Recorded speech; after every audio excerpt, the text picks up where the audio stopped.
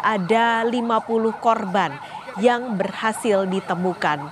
50 korban yang sudah berhasil ditemukan oleh tim SAR terdiri dari 20 warga Kabupaten Agam, lalu ada 22 warga Kabupaten Tanah Datar, 2 warga Kota Padang Panjang, 6 warga Kabupaten Padang Pariaman. Pencarian korban sampai hari ini masih terus dilakukan tim SAR gabungan dan fokus pencarian akan dilakukan di sepanjang aliran sungai. Hingga hari ini saudara, masih ada 19 korban lagi yang dinyatakan hilang. Kita akan menuju ke Padang. Sudah ada jurnalis Kompas TV nih Putu Trisnanda di sana. Putu, jadi siang hari ini pencarian akan terus dilakukan. Kalau sampai siang ini fokusnya di mana? Lalu kendala-kendala apa saja yang kemungkinan masih akan terjadi sampai pada pencarian hari ini? Ya, selamat siang Pak Skalis dan juga saudara. Sejumlah hal masih terus dilakukan, baik itu pengerahan alat berat untuk kemudian mengevakuasi, membersihkan jalur-jalur dari material vulkanik, kemudian pencarian dengan orang perorangan juga terus dilakukan karena memang masih ada sejumlah nama yang dinyatakan hilang dan belum bisa kembali kepada keluarga. Lebih lengkapnya lagi Pak Skalis dan juga saudara, saya akan mengajak Anda untuk berbincang dengan Gubernur Sumatera Barat, Bapak Mahyeldi. Selamat siang Bapak. Siang. Pak, kalau bicara soal banjir lahar di Sumatera Barat sendiri, sampai dengan hari ini bagaimana Pak? Berapa jumlah kerusakan yang kemudian sudah tercatat? Kemudian apa langkah dari provinsi sendiri untuk menanggulangi? Ya, untuk pertama kita ucapkan terima kasih kepada Kepala BNPB, Bapak Letnan Jenderal Suharyanto, dan kemudian juga Kepala BMKG, Ibu Dwi Korita, Profesor, dan kemudian juga dari Balai Jalan, kemudian juga dari Direktur PUPR juga hadir bersama kita pada ekspedisi Sumatera Barat, dan kemudian juga banyak pihak-pihak yang hadir. Dan untuk saat sekarang ini kita memang sedang mendata, ya, baik untuk korban jiwa dan kemudian juga kerusakan-kerusakan yang ada di masing-masing daerah. Seperti ini adalah di Pandai Sike, ya.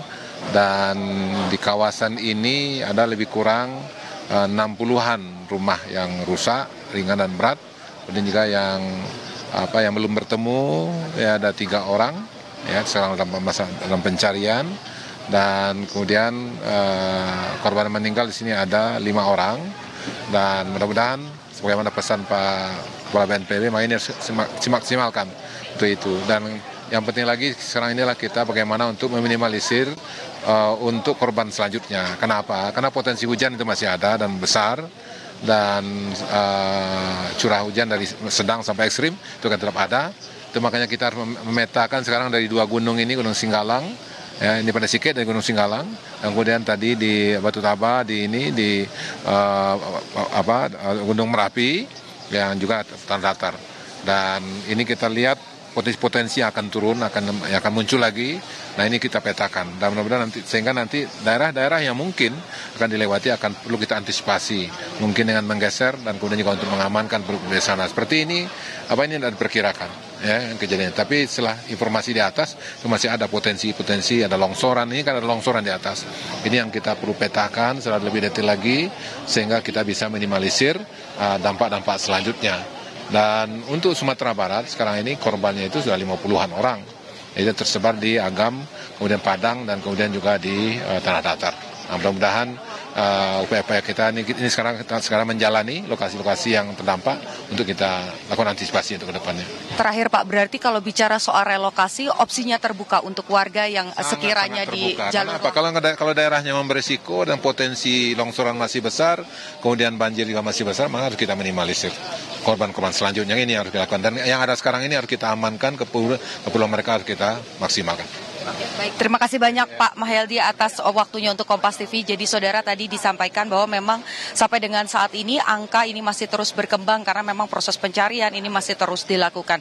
Total sudah memakan korban jiwa sampai 50 orang, dan di satu titik saja ada lebih dari 60 rumah yang hancur, bukan hanya rusak tapi hancur, tidak bisa lagi ditinggali. Artinya opsi relokasi ini dibuka untuk warga-warga di wilayah terdampak.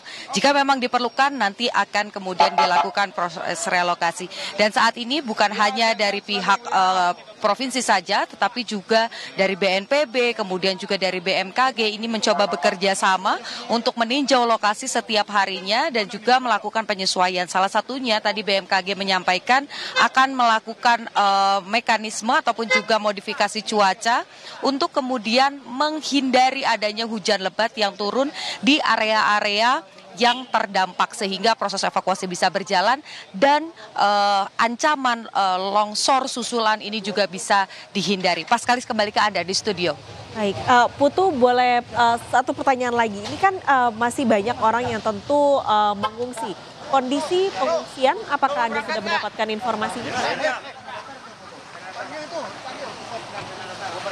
Ya, sampai dengan saat ini memang beberapa ini masih mengungsi, tetapi kalau kita bicara soal di kawasan Sumber sendiri ini ada tradisi, kebanyakan dari mereka yang memang tadi saya sempat berdialog juga merasa trauma begitu, sehingga daripada berada di sekitar area rumah mereka yang sebetulnya sudah dinyatakan aman begitu, mereka lebih memilih untuk keluar ke daerah lain bersama dengan keluarganya, kemudian juga memulihkan diri dari trauma-trauma yang sudah dialami selama bencana lahar dingin ini melanda kawasan-kawasan tersebut. Tapi kalau kita bicara soal bagaimana situasi di posko, tentu saja baik itu kebutuhan sembako, kebutuhan alat mandi, kemudian kesehatan, ini semua coba dicukupi. Ada juga dana logistik yang di perwilayahnya ini juga jumlahnya berbeda, berkisar dari 150 juta sampai dengan 250 juta untuk kemudian digunakan sebagai biaya operasional di masing-masing daerah.